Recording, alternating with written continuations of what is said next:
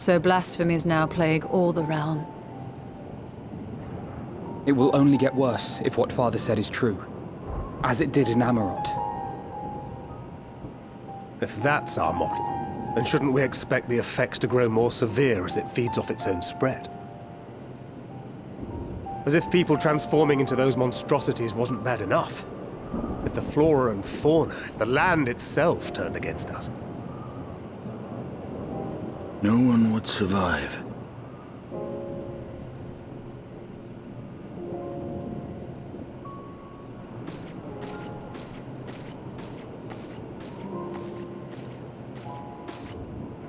Here's your order, friend.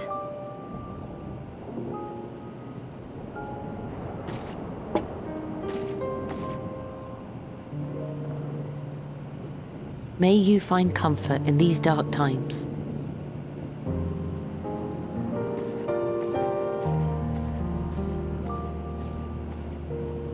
Where do we go from here? If there's one thing we've learned, fighting blindly and simply reacting to what comes will accomplish nothing. We must find a solution that addresses the fundamental cause. Before our strength is exhausted, before this crisis spirals out of control. Is there something, anything we've overlooked? If there is an answer, Hydaelyn herself will have it. 'Twas she who bound Zodiac and forestalled the final days. Alas, we have heard naught from her since the Tower of Babel.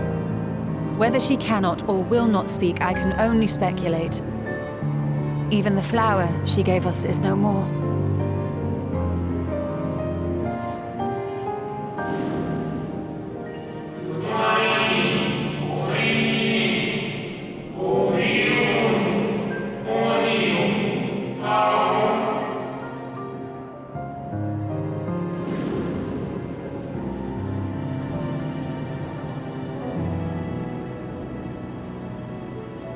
So advised the Watcher.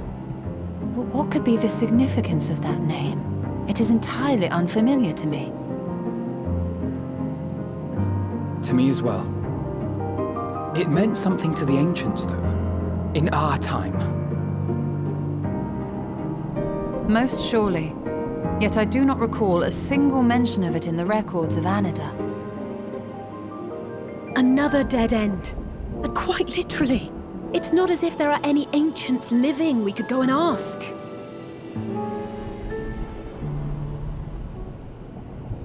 Not alive as such, but not quite dead.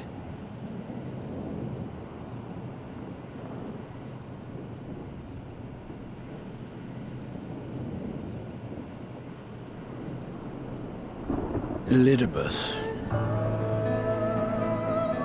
I sealed him in the white auracite of the Crystal Tower back on the first.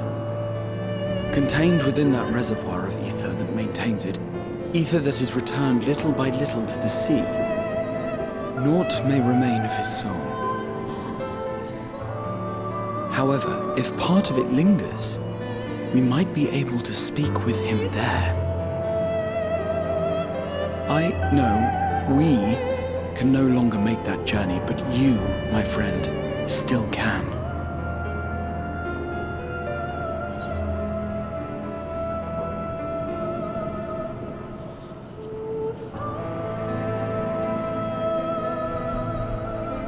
Thank you, my friend. That would mean much to me. If nothing else, should we learn the first is safe, we'll have that much more reason to keep fighting the good fight. That said, the odds are not in our favor, to say the least. Which is why we're fortunate to have Urianger up there on the moon, working hard to make all the necessary preparations for our departure, should it come to it. And why we have nothing to lose by staying the course till the last instant. Indeed. To the last, let us all do what we can. I will consult with Master Matoya and see if she knows of a way to reach Hydaelyn from the ethereal sea. And I will visit the nation's leaders and attempt to ascertain how far the final days have progressed elsewhere. Keep me abreast of your findings. I can seek out and slay the worst of the immediate threats, if only to slow the spread. Unease, terror, despair. Try as we might to suppress them, these emotions will return to harry us time and time again. But when they do, remember this. Your friends and loved ones are out there somewhere, sharing in your struggle. You are not alone.